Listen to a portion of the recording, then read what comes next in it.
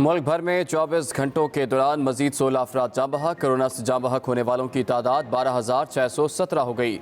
एक दिन में कोरोना के 1,160 नए केसेस रिपोर्ट। कोरोना के फाल केसेस की तादाद 24,226 हो गई।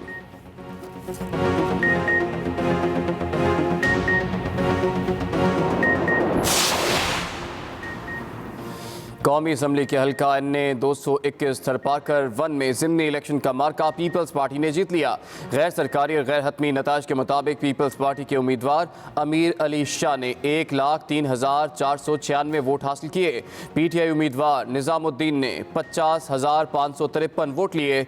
बिलावल भुट्टो कहते हैं थरपाकर के बाशऊर अवाम ने नाअहल हुक्मरानों को आईना दिखा दिया। इमरान खान चारों सूबों में फेल हो गए।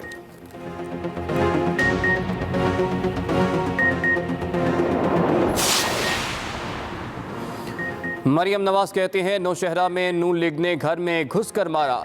अवाम जाग जाएं तो वोट चोरों की कोई तरकीब कामयाब नहीं होती। डस्का में कारकुनों से खिताब करते हुए कहा तहरीक इंसाफ को चारों सूबों के अवाम ने मुस्तरद कर दिया। PTI को तमाम हथकंडों के बावजूद डस्का में शिकस्त हुई। बस नहीं चला तो 20 प्रिजाइडिंग अफसरान को ही गायब कर दिया।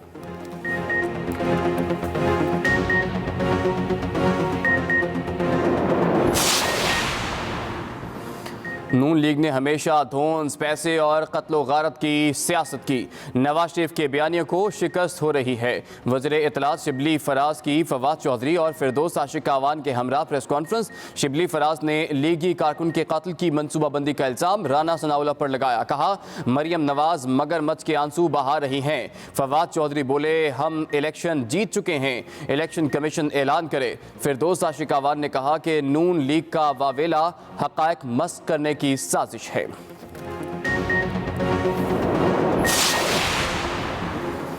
वज़ीर दिफा परवेज खटक ने PK 63 नौशहरा के ज़िमनी इलेक्शन में मुस्लिम लीग नून पर धांधली का इल्ज़ाम लगा दिया।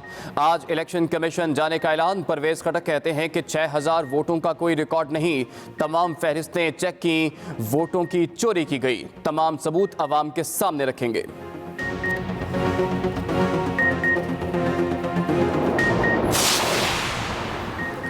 वज़ीर-ए-आज़म इमरान खान आज एक रोज़ा दौरे पर पेशावर जाएंगे। सूबाई काबीना और पार्टी MPS से मुलाकातें करेंगे। सेनेट इंतखाबात के हवाले से बातचीत होगी। वज़ीर-ए-आज़म वज़ीर आला और गवर्नर खैबर पख्तूनख्वा से भी मुलाकात करेंगे।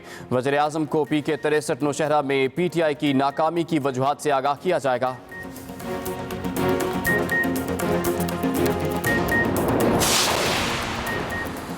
PTI रहनुमा और सिंध असम्बली में अपोजिशन लीडर हलीम आदिल शेख को दिल की तकलीफ, अस्पताल मुंतकिल कर दिया गया। हलीम आदिल शेख ने दिल की तकलीफ के बायस अस्पताल मुंतकिली के लिए दरख्वास्त की थी।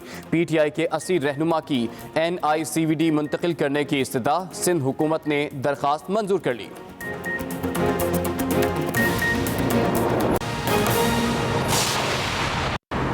अस्सलाम वालेकुम, एक्सप्रेस न्यूज़ के साथ मैं हूं इमरान सनाउल्लाह। हेडलाइंस आपने मुलाहिज़ा की, चंद अहम खबरें आप तक पहुंचाएंगे। अभी आपको बताएं कि जस्टिस काजी फाइज ईसा नज़रसानी दरखास्तें बेंच की तश्कील के लिए चीफ जस्टिस को भिजवा दी। अदालत का कहना है कि बेंच तश्कील देने का इख्तियार चीफ जस्टिस ऑफ पाकिस्तान के पास है। अदालत का कहना है कि बेंच तश्कील देने का इख्तियार चीफ जस्टिस ऑफ पाकिस्तान के पास है। अदालत का कहना है कि चीफ जस्टिस चाहे तो नज़रसानी दरखास्तों पर लार्जर बेंच भी बना सकते हैं। अहम खबर आप तक पहुंचा रहे हैं।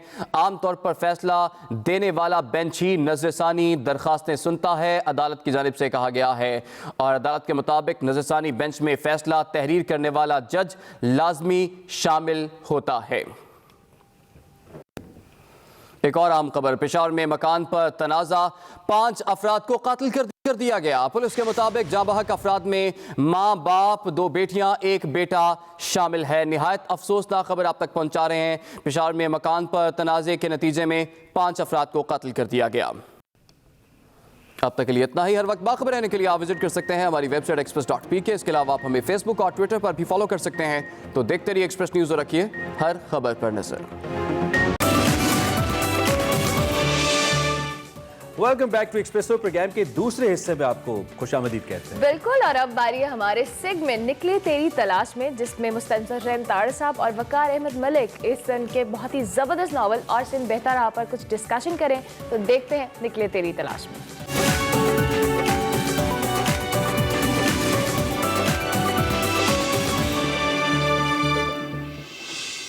السلام علیکم ناظرین، آپ دیکھ رہے ہیں نکلے تیری تلاش میں، اور نکلے تیری تلاش میں اس دفعہ جو کتاب موضوع گفتگو ہے وہ اور سندھ بہتا رہا ہے، اس کی 2 قسطیں ہو چکی ہیں، اور یہ ایک تشنگی ہے جو کہ بڑھتی جا رہی ہے، اور سندھ کا احاطہ کرنا، اس کی تہذیب کا احاطہ کرنا، اس کی خوبصورتیوں کا احاطہ کرنا ممکن نہیں ہے۔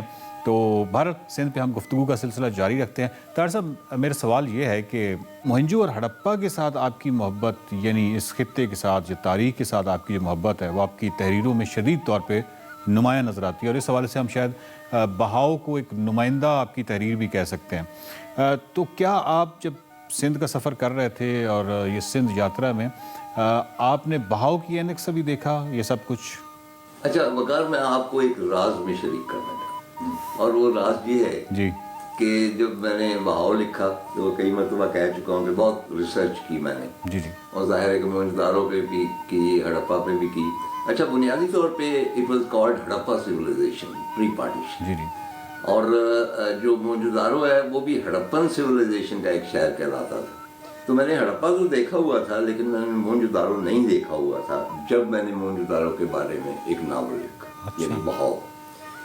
اب مجھے یہ بھی ایک تھا جو سندھ جانے کا جو ایک بہت بڑی کشش تھی، وہ یہ تھی کہ میں جا کے اس شہر کو دیکھوں تو صحیح جس کو میں نے بیان کیا ہے، اس کی فل گلوری میں، اور اس کے آرکیٹیکچر میں، اور اس کی سارا جغرافی میں، اور اس کے موسموں کو، کہ کیا وہ واقعی ایسا ہے، صرف تحقیق سے یا فینٹسی سے جو میں نے شہر تخلیق کیا ہے، اگر میں وہاں گیا تو کہیں یہ نہ ہو کہ وہ ایک مختلف شہر ہو۔ تو موہنجودارو کا تجربہ بہت شاندار رہا۔ صحیح۔ وہ اس لیے کہ موہنجودارو ویسا ہی تھا جیسا کہ میں نے اسے بیان کیا، صرف ایک فرق تھا کہ اس میں جو سرخی تھی اینٹوں کی، وہ بھرتی جاتی ہے نا with the passage of time, جی جی تو اس کا کوئی ریڈش تھا سارا جو لک تھی، جس طرح rose red city of Petra ہے اردن کا، کہ اس مطلب ہے کہ گلابی شہر کہلاتا ہے۔ تو موہنجودارو کا بھی اوور آل جو امپیکٹ تھا وہ ایک روز ریڈ سٹی کا تھا، روز ریڈ سٹی جو کھنڈر ہو گیا۔ سر، سندھ کی ہم بات کریں تو وہاں کی جو درگاہیں ہیں یا وہاں پہ جو مزارات ہیں وہ اس لینڈسکیپ کا، ان کے کلچر کا ایک بہت ہی لازمی جز نظر آتے ہیں۔ تو اگر میں یہ سوال کروں کہ جو دانش ہم دیکھتے ہیں سندھ کی سرزمین میں، تو ہم یہ بھی کہہ سکتے ہیں کہ یہ جو دانش ہے یہ بیسیکلی جو اس کا منبع ہے یہ وہی درگاہیں ہیں، یہی مزارات ہیں، یہی بزرگ ہیں جو کہ سورس ہیں اتنی بڑی دانش کا جو کہ ہمیں سندھ میں نظر آتی ہے۔ میں نے سب سے ایٹ ایز جو محسوس کیا جی وہ سچن سرمست کیا، کیونکہ آئی ڈونٹ نو کہ بھائی، پھر میں نے ان کا کلام پڑھا، جمیل نے مجھے بھیجا، ان کا شاعر حفظ زبان کہلاتے، اور بلیو می کہ انہوں نے پنجابی میں بھی شاعری کی، اردو میں بھی کی، فارسی میں بھی کی، عربی میں بھی کی، سندھی میں بھی کی، باقی 1-2 زبانیں مجھے یاد تھیں۔ واہ واہ۔ تو میں نے ان کا اردو کا دیوان پڑھا، اٹس امیزنگ، یعنی اتنی قادر الکلامی اس شخص میں تھی۔ اور دوسرا وہی جو وہ فراخ دلی تو وہ سبھی صوفیہ کرام میں ہوتی ہے، مثلا وہاں پہ میں نے دیکھا